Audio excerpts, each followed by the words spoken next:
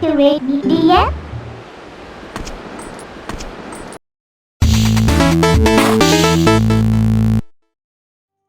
Welcome back to What a Glitch, the exact same show you've come to know and love, but now in glorious HD. Today we have The Legend of Zelda Twilight Princess HD for the Nintendo Wii U. The original Twilight Princess was the last Zelda game on the GameCube, but it still blew people away at the time due to its graphics and gameplay. Many glitches were also in the original, and they even carried on into the Wii port of the game as well. Carrying on with that trend, the HD remake features some of the glitches from the original, although some big exploits like Back in Time no longer work. But enough rambling. Grab your sword and shield and let's ride into these glitches.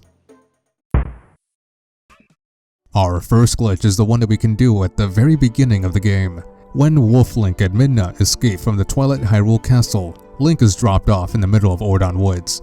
At this point, you could try to cross the Twilight Barrier, only for Midna to scold Link because he doesn't have a shield or a sword, instead of being a good dog and getting the shield and sword like we were advised. We are going to skip, or jump over that part. You know, there is a very odd quirk when it comes to dodging and attacking with Wolf Link.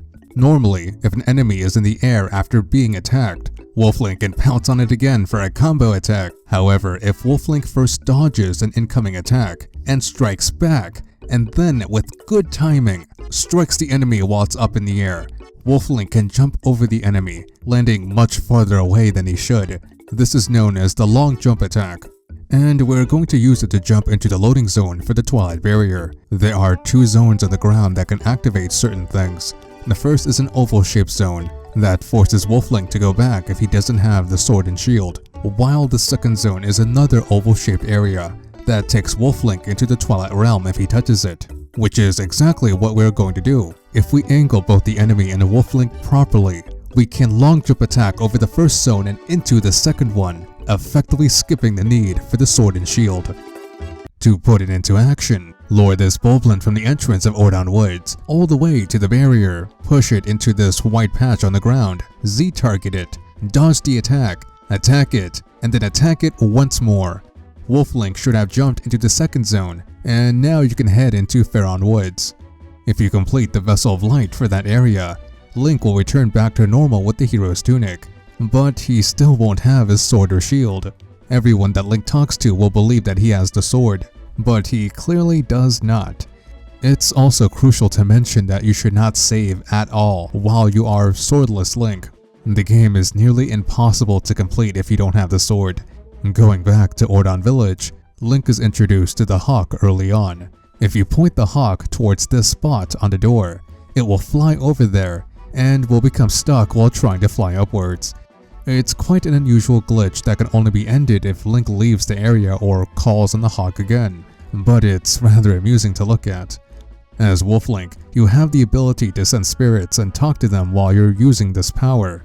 In Sense mode, if you simultaneously turn it off while starting a conversation, the spirit will go back to normal, but you'll still be talking to it. This glitch works with just about every spirit that Link can listen to in the game, so it's definitely something you should try out.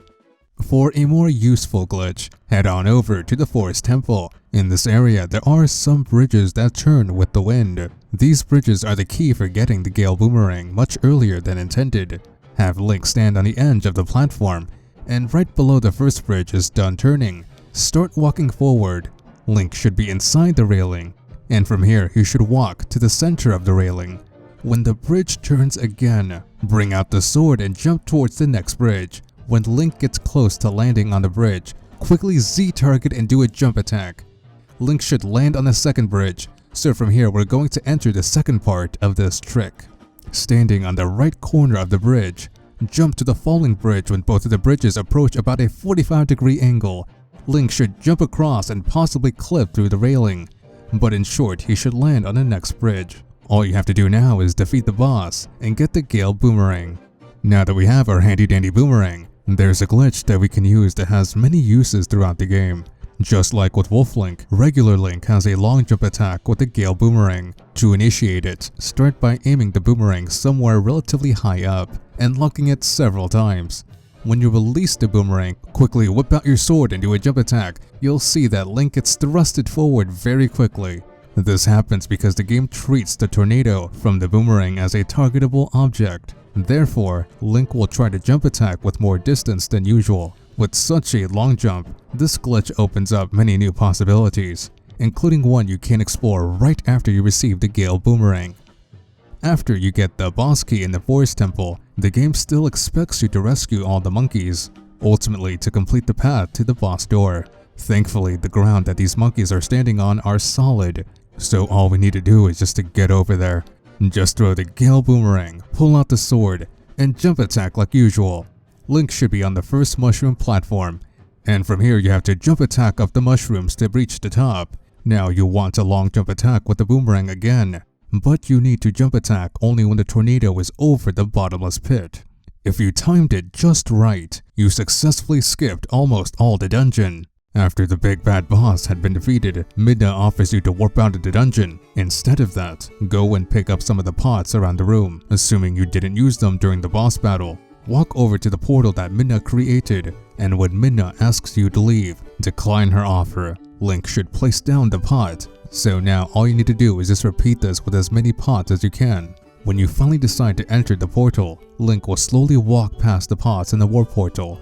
In some dungeons, the camera can start to act up if you have too many pots on the portal, which can be a bit of an eyesore, but it's all worth it for things like this. Going back to less complex glitches, the grass whistles in the overworld are our next target for this small graphical bug. For whatever reason, Link is able to whistle with the Gale Boomerang. To perform this glitch, throw the Gale Boomerang wherever you like. When the boomerang is nearing Link, turn off Z-targeting and pick up the grass of your choice. You should see now that Link picked up something that clearly is not grass. You can even whistle with it, and it brings up the respective animals. In Kakariko Graveyard, we can have a nice swim out of bounds. And of course, we're going to do another long jump attack near this tree over on the left side. Aim towards the ledge above, and jump attack like usual. Now that you're up on the ledge, jump attack your way around the perimeter until you get to this area. Jump attack or roll up the slope, and go around to this spot. From here, jump off and land on a surprisingly solid piece of ground. If you jump behind this waterfall, and swim into the loading area for this passage, you can get into Lake Hylia much earlier than intended. Link is supposed to have the water bombs to open that passage, but we skip that need entirely. If you want to leave through traditional means, simply crawl through the sealed off passage. Link will actually go right through the rock, just like a ghost. That's pretty fitting for the graveyard. In the Goron Mines, there's a small shortcut in one of the rooms. That again involves the long jump attack. Instead of using the very slow iron boots to walk on the wall, just long jump across, making sure to aim at the top of this pipe on the ceiling. This trick is pretty useful for speedrunning, so if you're into that, feel free to try it out. Sometime during the game, if you take Epona to Laniru Gate, you can actually clip through it and encounter some strange things. Using Z-targeting, position Epona as close as possible to the gate, while keeping her parallel as well. When you've gotten the space between Epona and the gate as small as possible, stand in front of her and side jump into the space in between. Face the center of the gate, and begin to roll at it repeatedly. Making it through the gate at this point is purely random every time Link hits the gate. Eventually, you should make it through. Congrats, Link is now in Laniru Province much earlier than he should be. And in addition, he's not in his wolf form. If you go up to the Twilight Barrier, a cutscene begins to play that's meant for Wolf Link. This leads to some, well, interesting things. As a result, all the enemies and fire graphics do not load, and Link has to jump into Lake Hylia. If you go into Lake Hylia without Wolf Link, you'll be stuck here with no way to progress. And during the section of the game where the Zora River is completely frozen, there's a very specific polygon where the shadow of Wolf Link and Midna has a odd duplication effect. The glitch seems to be triggered only on this specific polygon, and there is no good explanation to what is going on here. One can only assume that the ice is making a reflection on the shadow, but that doesn't explain why it does so in only that spot. Overall, that's just an insignificant bug that you probably wouldn't have noticed anyways. Heading over to Lake Hylia of the non-frozen priority, we are going to go out of bounds with the Zora armor yet again. At the entrance to the Lakebed Temple, there are pillars resting against the lake floor. One of these pillars has a slight amount of space that could perfectly fit a Link-sized human. Thus, we're going to put our Link into that pillar with some extra steps. Try to align Link with the middle of the pillar, using the iron boots to get into position. Z-target towards the wall, so that you can now swim straight upwards. Continue holding out the control stick until Link clips through the wall. And at this point, you can either explore or just swim around the entrance of the Lakebed Temple. However, you can't complete the Lakebed Temple unless you obtain the water bombs or receive the letter from Barnes. Keeping the theme of water-based glitches, we have one that will take Link to never-before-seen speeds.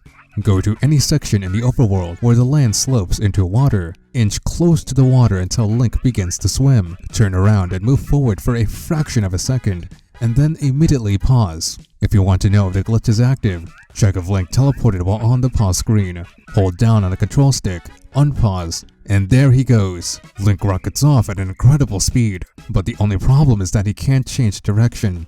Another stipulation is that Link has to be on the land to keep the speed, but there could still be some uses outside of just looking cool and going fast. Unfortunately, that's all the time we have for this video. However, there are many more glitches in the game that we can't really fit into one video. Most of these glitches were found over at zeldaspeedruns.com, so definitely check it out, as this episode wouldn't be possible without the runners and glitch hunters over there. Also, if you want to win a free copy of Twilight Princess HD, look in the description for more details on that. Questionable voice you have been hearing comes from Macintyre Productions, where we upload a lot of toasty Zelda action. And that wasn't supposed to be a euphemism or anything, but click here if you want to see more. That would be pretty dandy of you.